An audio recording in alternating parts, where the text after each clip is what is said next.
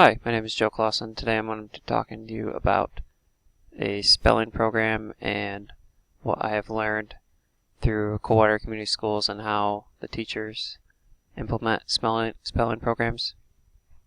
First, let's just kind of go over what language is. Language is the comprehension and or use of a spoken, written, and other communication system. Spelling fits into this language because spelling and pronunciation go hand in hand. So if you understand how something is spelled, you can understand how to say it. Understanding spelling helps you understand the meaning. So if you know how to spell something, you might better understand what the word actually is telling you and what its purpose is.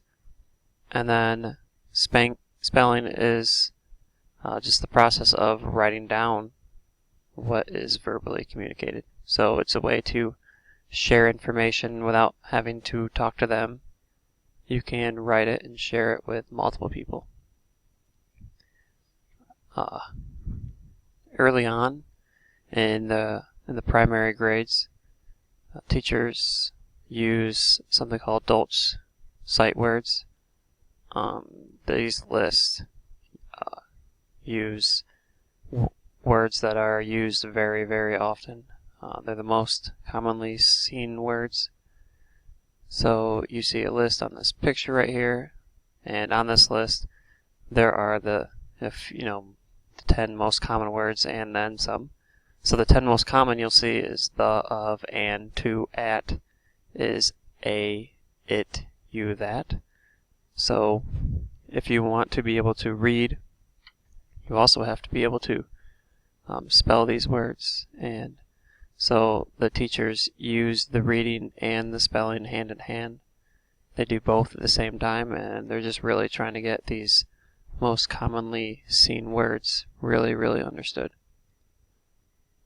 Also at the primary grades, teachers are trying to find creative ways to help students learn words.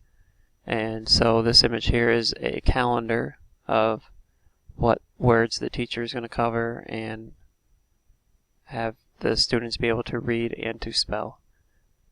So they try to connect to the seasons of the school year. They try to connect to whatever stories they're reading. And they also try to kind of implement a color of the month or colors depending on the month. So they really just try to repeat the same words as much as possible, and through that repetition the students will learn to memorize. Another strategy that teachers in the early primary grades use, they use this consonant, vowel, consonant. They try to really teach kids to understand that what a consonant is, what a vowel is, what sounds they do over letter sounds extremely at the early primary grades. And so when they're trying to teach this consonant, vowel, consonant, they're really teaching the kids what sound do you hear, what does it start with, what does it end with, what vowel do you hear in the middle. And they'll use that same verbiage over and over and over again.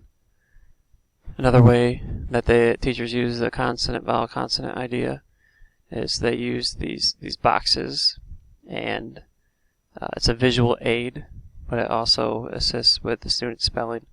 So when they see the visual aid, the boxes, they'll know that that's how many letters it is, and then they have to think through the word, listen to the sounds, fill in the boxes, and if they have a box missing, then they know they didn't listen to all the sounds.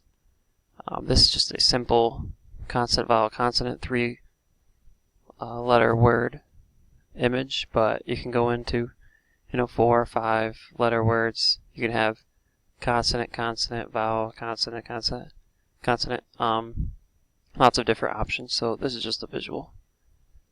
Another way that primary grades teach words for spelling is through word families. So teachers will teach a word family.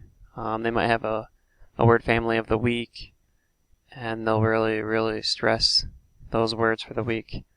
The image here is just a Dr. Seuss image that lists, different word families like ab or ad or og, all these easy ones. Another one that's not on here would be, the ock, O-C-K, and so you'd have sock, dock, rock, block. It's just an easy way to help kids learn multiple words, multiple spellings through rhymes and through books.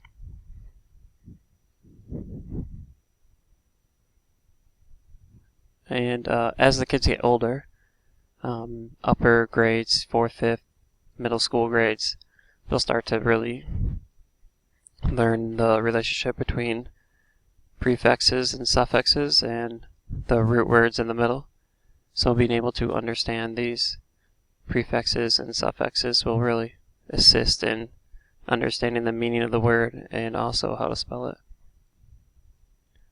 Okay, so let's look at an example of how to use that. So we have a word here, we have uncontrollable, we have a prefix un, a root word control, and a suffix able. So when we break this down and we understand what un means, what control means, and able means, we can kind of break words down and we're different learned sections and then apply that to new words. So if we know the prefix un means not, and we know the definition of control, which is the power to influence or direct, and what the suffix means, fit for, given to, then we can understand this word a lot better and learn how to spell it.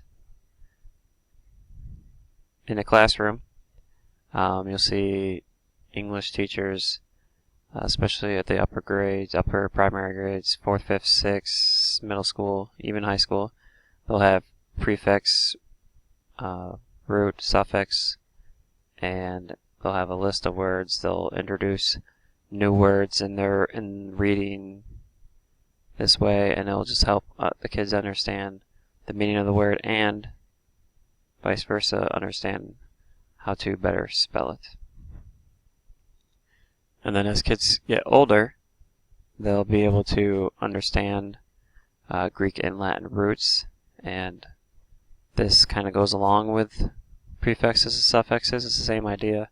It's just we're applying words that have been kind of converted from other languages into English language, and then understanding those word meanings will help us be able to spell and understand the word itself better.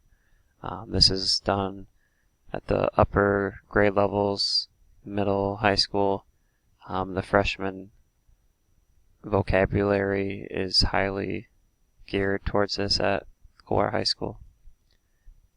So just a brief example, when you have Greek and Latin words, this image you can see that there are visual aids to kind of help, and then there are a list of words. So by looking at the Greek Latin roots, we can kind of understand words better. So we know if bi means two, then we know a bicycle is a two-wheeled bike, and we can kind of understand how to spell it better because we know the Greek or Latin prefix to it. And you can kind of see the list. So it goes on, and understanding those roots will help you understand the words. So that does it. Just kind of went over a quick synopsis of how the primary grades do vocabulary and spelling, and then how at the upper grades, middle school, high school, they kind of utilize vocabulary more than spelling, but it's the same principles. If you know how to spell a word and you know the meaning of the word, you'll be able to read it and say it and talk about it and comprehend it a lot better. So it's all intertwined together. So thanks a lot. Bye.